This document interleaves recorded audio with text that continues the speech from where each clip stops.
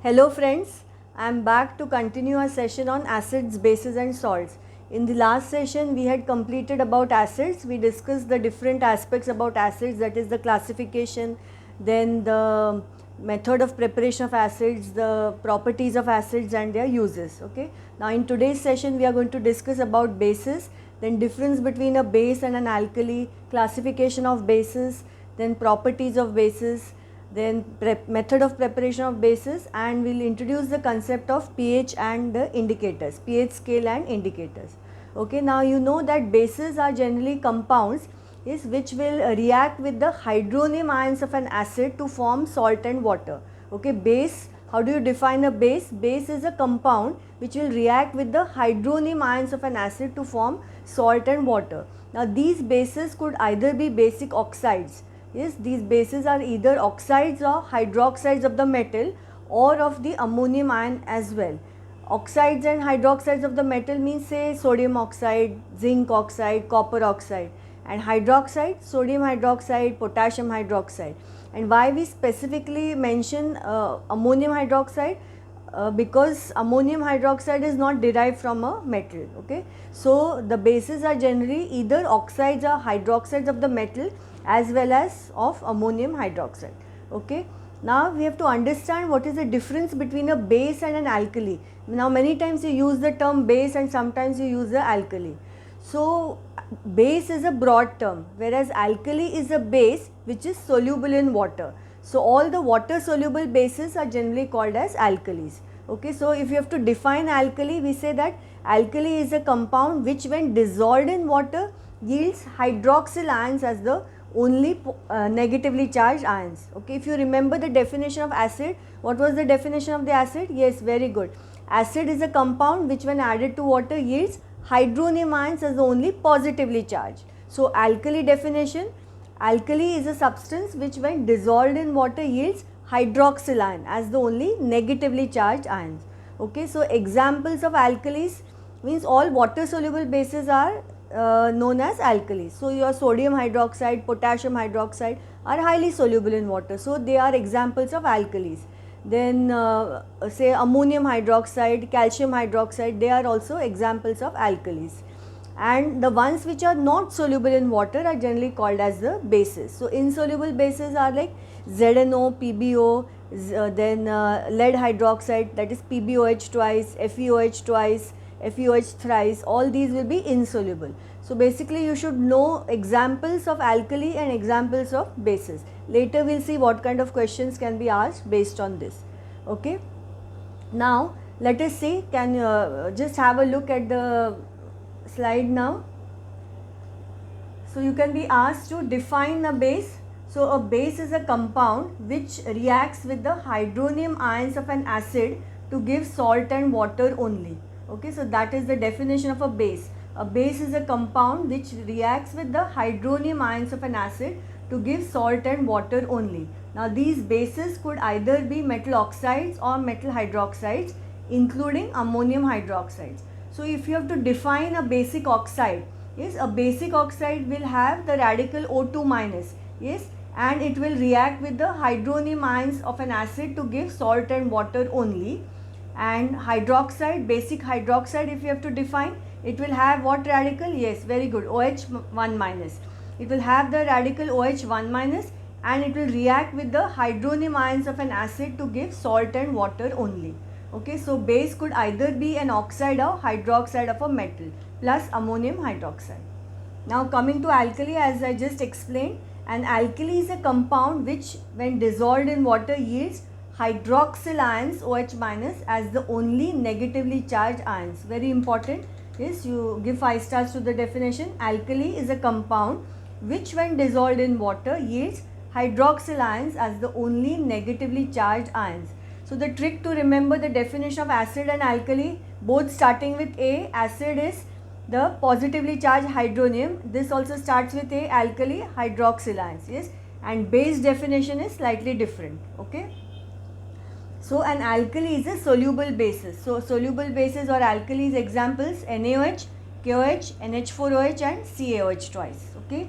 Then examples of insoluble bases ZNO, PbO, CuO, FeOH twice, PbOH twice, FeOH twice, etc. FeOH thrice here, sorry, it should be FeOH thrice. We've already written FeOH twice, so just make this FeOH thrice.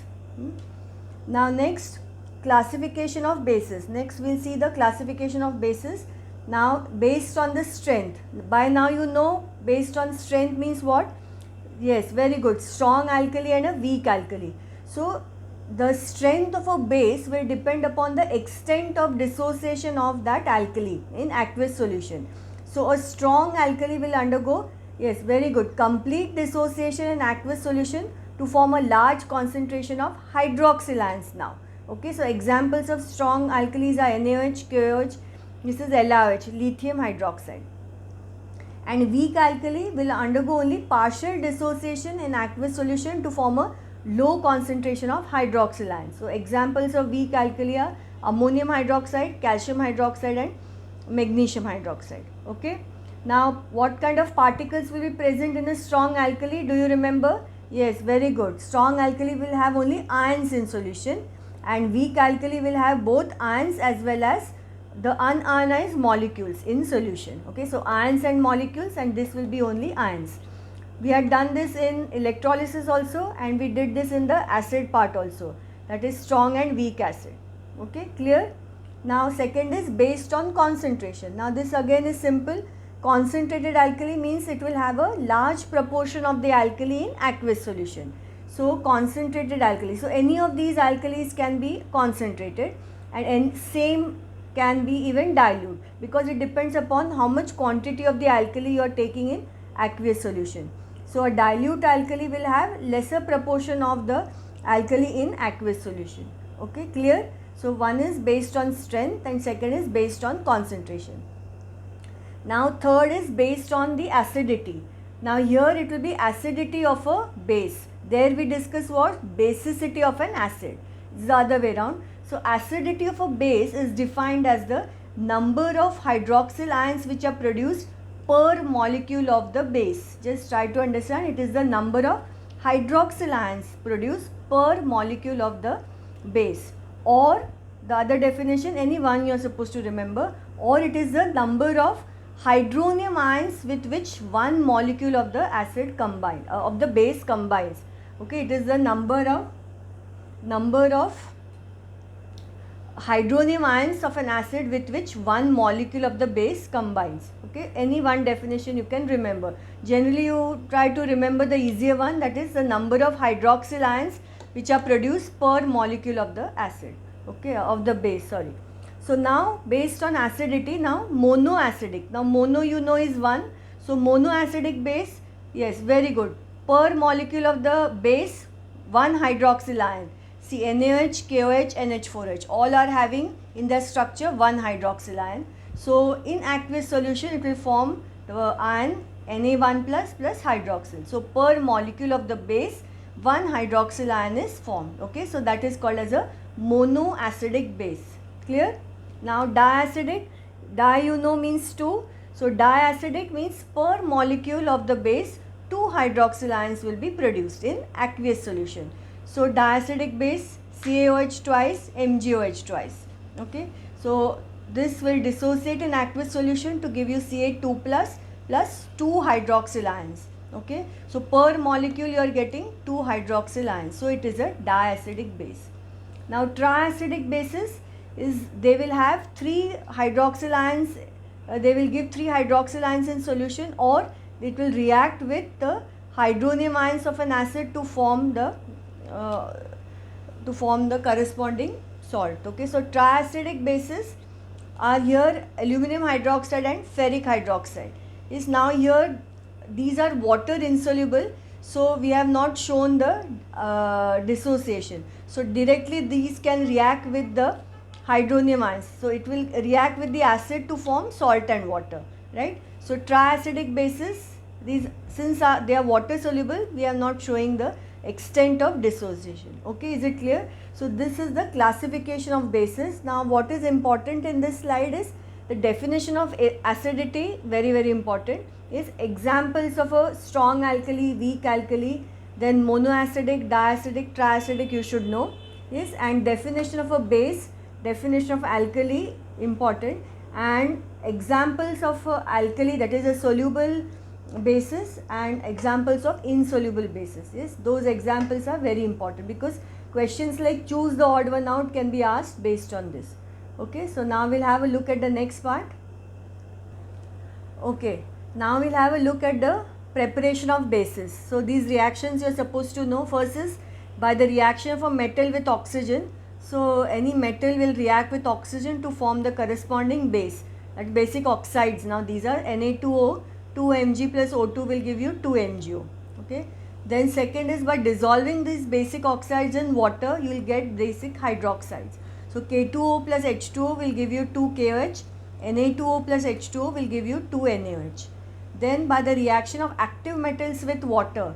Now if you remember this, you have done last year in the hydrogen chapter in 9th standard. So 2K plus 2H2O will give 2KOH plus H2, 2Na plus 2H2O will give 2NaOH plus H2. Then next is by thermal decomposition of carbonates and nitrates. Now this is very important. Now based on this, generally state your observation, such questions are asked. Okay, so give 5 stars to this, important. So CaCO3, when you heat, you are getting calcium oxide, CaO plus CO2.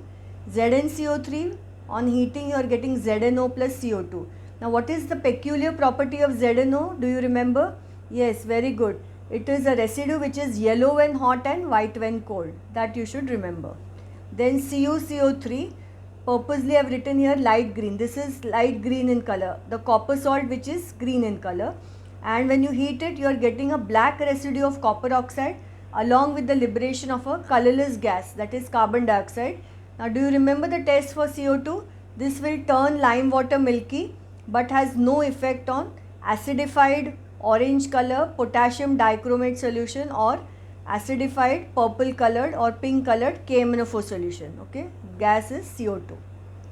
So when observation is asked, like say copper carbonate is heated in a test tube, that time you have to write that green colored or light green colored copper carbonate changes into a black residue of copper oxide along with the liberation of a colorless gas which turns lime water milky but has no effect on orange colored acidified potassium dichromate solution, comma, gas being carbon dioxide. Okay, this we'll later see in the question answer session. Next is 2CaNO3 whole twice on heating will give you 2CaO plus O2 plus 4NO2. Then 2PbNO3 whole twice on heating is giving you 2PbO plus O2 plus 4NO2. Now this is again important for observations. This is a buff yellow residue and this is a reddish brown gas. And this particular salt, lead nitrate, will decrepitate. I hope you remember what is decrepitates.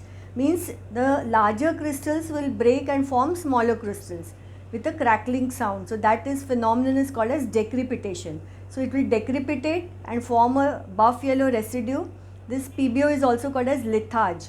So it will fuse with glass and stain the test tube yellow along with the liberation of reddish brown fumes of nitrogen dioxide. So this is a favorite question of all the board people for state your observation. Copper carbonate, lead nitrate, and this is copper nitrate. Now 2CuNO3 whole twice, blue in color, will give you 2CuO, black residue of copper oxide plus oxygen plus again reddish brown fumes of nitrogen dioxide. Okay, clear? And the last method for preparation is by dissolving ammonia gas in water using special funnel arrangement. Now I hope you remember this, we discussed in the ammonia chapter, is using special funnel arrangement because ammonia has very high solubility in water. Is 1 volume of water dissolves how much? Yes, very good, 702 volumes of the gas. So it will dissolve to form ammonium hydroxide. Okay, clear? Now we'll have a look at the next part. Okay, now let's have a look at the properties of the bases. Now first, physical properties. All bases are having a bitter taste. Yes, and they are highly corrosive, and you know that they turn red litmus blue. Okay, so these are the physical properties. Now coming to chemical properties, now base will also react with the acid to form salt and water, that is a neutralization reaction. So 2KOH plus H2SO4 will give K2SO4 plus 2H2O. NaOH plus HCl will give you NaCl plus H2O. CaOH whole twice plus 2 HCl will give you CaCl2 plus 2 H2O. Then reaction with ammonium salts. Now the base will react with the ammonium salt to liberate ammonia gas. So if you remember this second equation, CaOH whole twice plus 2 NH4Cl giving you CaCl2 plus 2 H2O plus 2 NH3. This was our laboratory method for preparation of ammonia. This was slaked lime. Common name of calcium hydroxide is slaked lime. This is sal ammoniac. Yes, giving you ammonia gas. And this is NaOH plus NH4Cl giving you NaCl plus H2O plus NH3. Now when you are reacting with ammonium salt, just see, pay attention.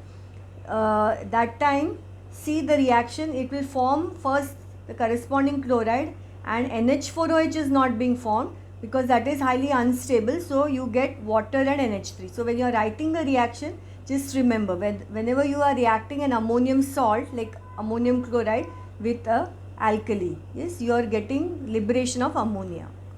Then reaction with metallic salt solution. Now these are all your favorite reactions in analytical chemistry. Our first session of the video lectures, this was already covered there. So CuCl2 plus 2 NaOH, copper hydroxide, pale blue precipitate plus 2 NaCl. FeCl2 plus 2 NaOH will give you FeOH whole twice. This is dirty green plus 2 NaCl. FeCl3 plus 3 NaOH will give you FeOH whole thrice, reddish brown plus 3 NaCl. Then zinc sulfate plus NaOH will give you ZnOH whole twice. This is gelatinous white, what I have written here. Okay, gelatinous white plus Na2SO4, and copper sulfate will give you a pale blue precipitate. So all these reactions we have already covered in analytical chemistry. Same reactions we are discussing again here. They are very, very important. And last is action of heat on insoluble metal hydroxides. So these metal hydroxides, when you heat, you will get the corresponding metal oxide. So CaOH whole twice will give you CaO plus H2O. CuOH whole twice will give you Cu plus H2O, and PbOH whole twice will give you PbO plus H2O.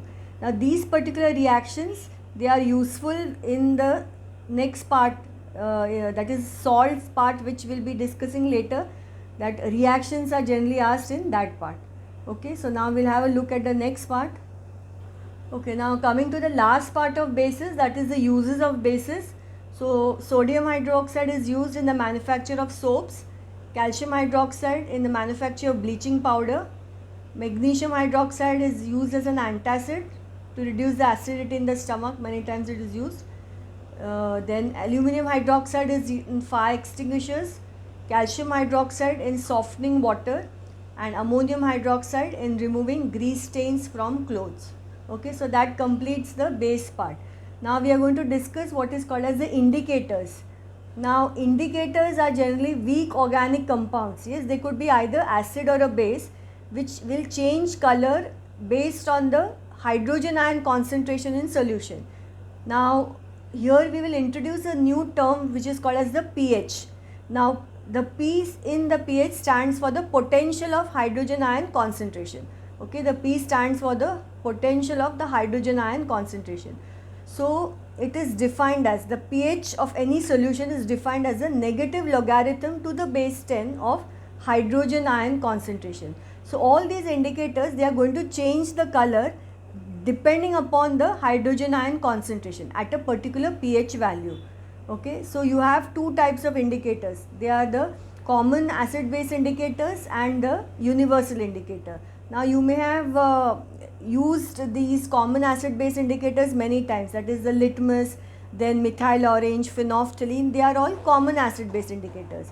And universal indicator is the one that is the pH paper or the pH solution. So we will see the difference between those two shortly. So just try to understand here. Indicators are weak organic compounds, that is either acids or bases, which change color in accordance with the pH of the solution.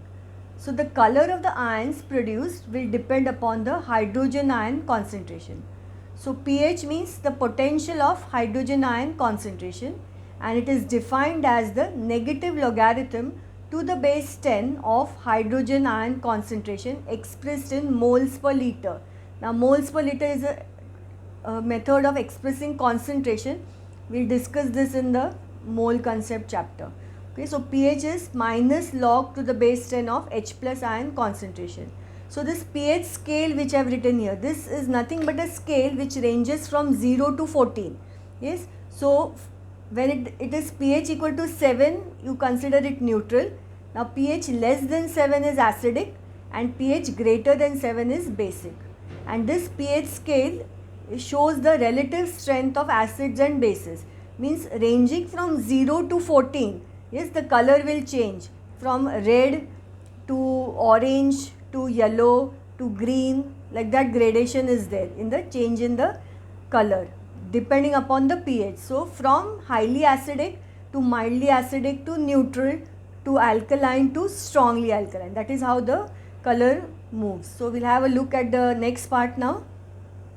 Okay, so just have a look here. This is the pH scale which I was telling you, the change in color. So from 0 to 14 is the scale which is indicating the relative strength of the acid and bases. Strength means you now know what is strength of an acid, means whether it is strong acid or a weak acid. So when it is from 0, 1, all these will be highly acidic. Yes, so red will be highly acidic, orange the acidity will go on decreasing, yellow will be weakly acidic, then 7 green is neutral, then it changes from blue to indigo to violet. So pH 14 will be strongly basic. Okay, so alkalinity or basicity will increase this way and the acidity is highly acidic in this this order. Okay, so this is your universal indicator, that is the pH scale. Okay, now you may have used this in the lab also. Yes, in the lab the pH paper is there and on that this particular indication is there. So you take any solution and you put a drop of it on the pH paper and you have to compare what color you get with this standard. Okay, so depending upon that you will know whether it is a strongly acidic solution or a strongly basic solution or a neutral solution. Okay, I hope you have understood. So now this universal indicator and common acid base indicator. Now common acid base indicators are which? Litmus, methyl orange, phenolphthalein. So they will just indicate whether the solution is acidic or alkaline. So just indicates whether solution is acidic or alkaline. Whereas universal indicator, this pH paper, this is giving you the strength or the pH range of acidic and alkaline solutions. Okay, the entire range you will come to know. So these cannot be utilized for determining the strength of the acidic or alkaline solutions, but naturally universal indicator can be utilized for determining the strength of acidic or alkaline solution. Now this cannot differentiate between acidic or basic solutions of different pH values because they will change their color abruptly at certain pH values only. For example, now your methyl orange will change color in this range 3 to 4, from say orange to yellow to pink, okay, in this range. So you cannot use it over a wide range. But whereas universal indicator can differentiate between the acidic or basic solutions of different pH values by giving you different colors with different pH values. Like color is changing from blue to indigo to violet. See here, blue to indigo to violet over the pH range of 7 to 14. So it covers a wider range, whereas this is covering a very narrow range. Okay, so this is the difference between common acid base indicators and a universal indicator. Now we'll have a look at the next part. Okay, now so that completes the pH part and the indicators. So you just note down these homework questions. Define the following. First is base, then second is alkali, then basic oxide, basic hydroxide, strong alkali, weak alkali, acidity of a base, monoacidic base, diacidic base, triacidic base, concentrated alkali and dilute alkali. Now answers to these will be there in the PDF which will be uploaded. Yes, that is the acid bases and salts chapter. Now few additional questions we'll just go through. That is, choose the odd one out and give reason for your answer. First is citric acid, oxalic acid, hydrochloric acid and acetic acid. So odd term is which? Yes, very good. Hydrochloric acid, because all others are organic acid, while HCl is an inorganic acid. Is discussed in classification of acids. Next, tartaric acid, hydrochloric acid, sulfuric acid and nitric acid. Answer will be tartaric acid because it is an organic acid while all others are inorganic acids. Okay. Then next third one, HCl, HNO3, H2SO4 and HBr. Now here odd term is sulfuric acid because it is dibasic. Yes, per molecule of the acid 2 hydronium ions are produced while all others are monobasic acid, 1, 1 and 1. Okay. Next ZNO, KOH, Cu and FeOH twice. KOH is alkali whereas all others are bases. This one only is soluble, water soluble, whereas all others are water insoluble. So others are bases. And this just now we discussed. So litmus, pH paper, methyl orange and phenolphthalein. So pH paper is the odd one out because it's a universal indicator while all others are common acid base indicators. Okay. Now we'll have a look at the next part. Okay, now next question is state your observation in case of the following. Now all these are very important, you give 5 stars to this. Yes, since again in practical chemistry, nitric acid also these questions will be there, but they are always asked in the boards. Action of heat on copper carbonate. So the answer is light green colored copper carbonate turns into a black residue of copper oxide along with the liberation of a colorless gas which turns lime water milky but has no effect on orange colored acidified K2Cr2O7 solution, gas being carbon dioxide. We had discussed this. Okay, so this is action of heat on copper carbonate. Next, lead nitrate is heated in a test tube. The white colored lead nitrate first decrepitates, yes, that is forms smaller crystals and then forms a buff yellow residue of lead oxide that is called as litharge, which fuses with glass and stains the test tube yellow along with the liberation of reddish brown fumes of nitrogen dioxide. Now whatever I have underlined are the keywords, they have to be there in your answer. Okay. Next is copper nitrate is subjected to heat. So the blue colored copper nitrate turns into a black residue of copper oxide along with the liberation of reddish brown fumes of nitrogen dioxide. And last one, zinc carbonate is heated in a test tube. The white colored zinc carbonate turns into a residue of zinc oxide which is yellow when hot and white when cold. Here you underline yellow when hot and white when cold along with the liberation of a colorless gas which turns lime water milky but has no effect on pink colored acidified KMnO4 solution, gas being carbon dioxide. Okay. So that with that we complete. So that with that we have completed the base part of the chapter, that is acids, bases and salts. Okay. So simultaneously we have seen the type of questions which can be asked also. So all these questions are very important. Yes, you should study it from that point of view itself. And in the next session we are going to discuss salts. So happy studying, stay safe and healthy in the house. Thank you.